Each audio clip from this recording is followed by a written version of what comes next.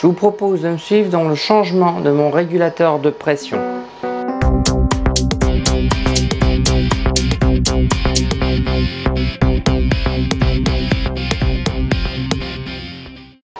Alors, un régulateur de pression, on en a tous dans les maisons la plupart du temps. Peut-être moins en ville, mais en campagne, ça c'est quasiment certain. Parce que c'est souvent lié à de forts dénivelés et notamment la différence entre l'endroit où vous habitez et la hauteur où se trouve votre château d'eau. À quoi ça sert? Donc comme son nom l'indique, hein, ça prend une pression en entrée qui est de, en général, moi par exemple ici j'ai entre 7 et 8 bars, suivant comment le château d'eau est rempli. Et mon objectif est de ressortir vers 1 bar 5, 2 bars. Donc l'objectif de cet appareil là c'est de faire ça, c'est de casser entre guillemets la pression, hein, donc c'est un phénomène technique tout simple, hein, c'est un ressort qui va ouvrir plus ou moins un boisseau quand vous allez tirer entre guillemets de l'eau de ce côté là, donc de la partie utilisation, la pression va chuter, va déséquilibrer donc le ressort de compression, ce qui va permettre d'ouvrir un petit peu le boisseau. Et dès que la pression sera établie de l'autre côté, même si vous tirez de l'eau, le ressort reste à l'équilibre. Première chose que j'ai faite, donc choisir le bon régulateur avec la bonne plage de pression de sortie et d'entrée. Utiliser et acheter les raccords qui vont bien, parce que suivant votre installation, les raccords ne seront pas toujours les mêmes. Moi j'ai un raccord à 90 en 3/4 et une sortie donc mâle. Les outils qu'il vous faut, des clés à molette, un minimum, des clés ou à molette ou pas à molette. Bien sûr du joint, alors moi j'utilise toujours le fil à joint, toujours très pratique, un bon mélange entre la filasse et le joint téflon, c'est vraiment bien. J'ai abandonné le téflon classique en fait une fois que j'ai ça parce que c'est vraiment plus efficace et surtout ça sert bien et ça se garde longtemps. Bien entendu quelques joints d'avance, parce que je ne sais pas dans quel état je vais trouver l'ensemble, si c'est des joints, des cônes, j'en ai pas la moindre idée. Quelques raccords aussi, voilà, et d'autres joints. Bon, nous voilà devant mon réducteur actuel qui se trouve là. On a du 3/4, donc il est marqué en 3/4. Déjà, ne pas oublier de se munir de ça, parce que ça peut servir grandement. Ensuite il faut fermer l'eau, hein, ça peut paraître bête mais il faut pas l'oublier, parce que si on oublie l'eau, moi c'est la grosse vanne bleue là, alors j'utilise une clé parce que comme on la manipule quasiment jamais, voilà, elle est bien fermée. Un autre truc, décomprimer les conduites de sortie parce que elles sont restées à la pression, donc ouvrir un robinet rapidement et le refermer, surtout ne pas oublier de le refermer.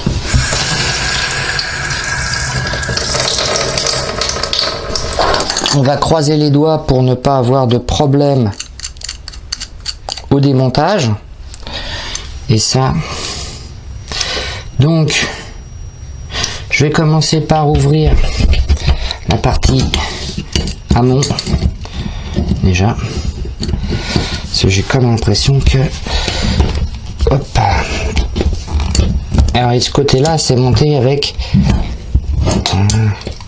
bien sûr, vous voyez, je vous ai dit il y a forcément de l'eau, hein.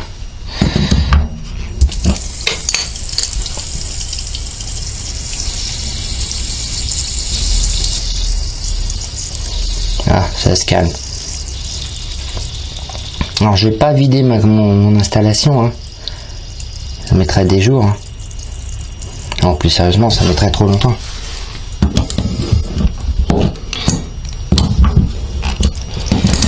Une fois qu'on peut le tourner à la main, on le fait à la main. Ah, vache.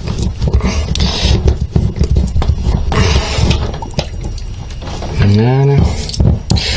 Donc j'ai l'avantage, c'est que le trou qui est là, moi, ici, là, hop, il donne dans mon vide sanitaire. Donc ça craint pas grand chose. Donc j'ai un joint qui va falloir changer. Ah putain. Voilà. Donc dans certains cas de figure, vous serez peut-être obligé.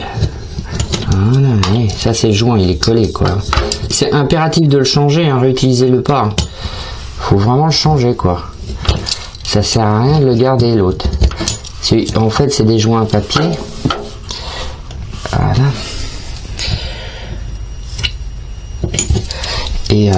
Et les joints papier, ils gonflent et ils se forment quand il y a de l'eau.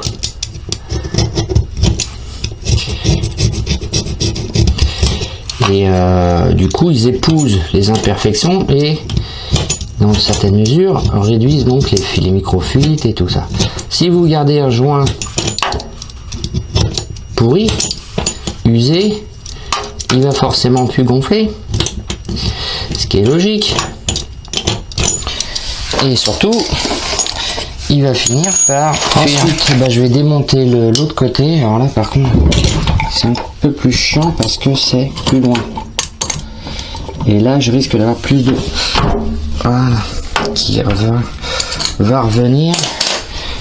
Parce que moi, j'ai pas de purge dans ma conduite, dans mon installation. D'ailleurs, pour vider l'installation, si j'avais à le faire, je serais obligé de faire ça. Voilà. Tout simplement ce que je suis en train de faire là. Pour que ça aille dans le vide sanitaire. Bon, c'est reparti. Alors, il m'a manqué tout à l'heure le raccord qui est là. Ah merde, ça regarde trop. Voilà. Alors il m'a manqué tout à l'heure le raccord qui est là, parce que quand j'ai démonté celui qui est ici, je pensais en fait que l'écrou, enfin que l'ensemble là, j'arriverais à le démonter, ce qui est absolument pas le cas. Donc j'ai été acheter ce qui me manquait et on va recommencer. J'ai l'autre qui est en place, donc déjà je vais amener ensemble. Voilà.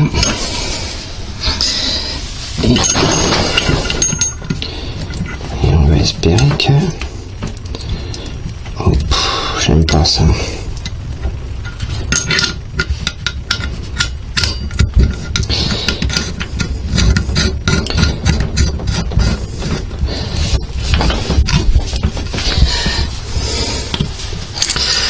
Ok.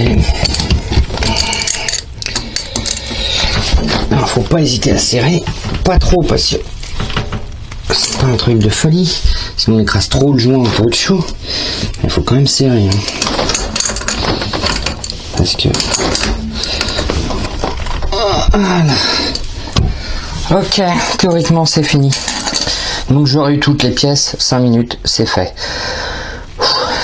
Alors, celui-ci est équipé, comme vous pouvez le voir, d'un mano. Ce mano va me permettre de régler la pression de sortie. Très pratique parce que au final, c'est aussi ce qui nous intéresse et ce que j'avais pas avec l'autre. Allez, on remet sous pression.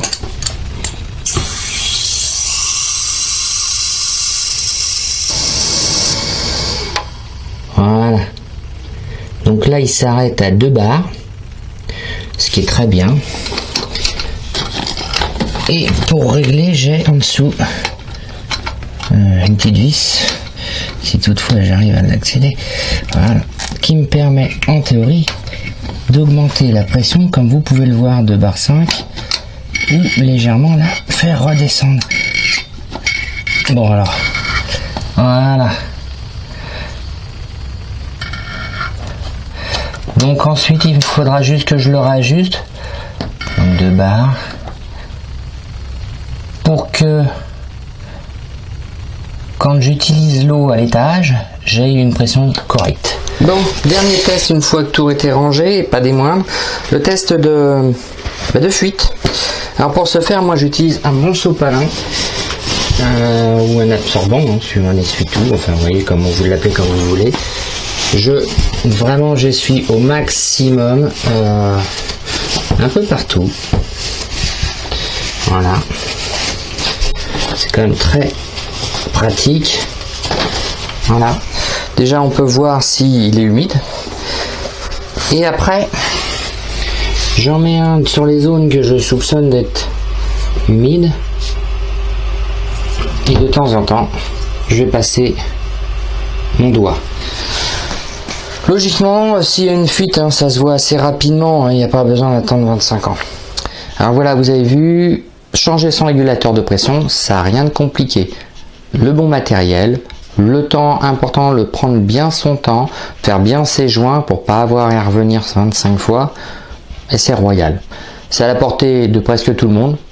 Hein, il suffit juste de s'en lancer. Par contre, il faut le faire que si vraiment c'est nécessaire, parce que les régulateurs de pression, déjà ça coûte quand même un peu d'argent, et deux, en général ça dure assez longtemps. Moi le mien, l'autre que j'ai, il s'est abîmé à cause du calcaire qui se met dans la conduite, mais voilà, donc je vais nettoyer l'ancien et comme ça il sera prêt quand celui-là sera un peu abîmé, et j'aurai juste à swapper en fait, comme ça à peu près tous les 7-8 ans, hein, parce que c'est à peu près la durée de vie qu'il a à l'heure actuelle.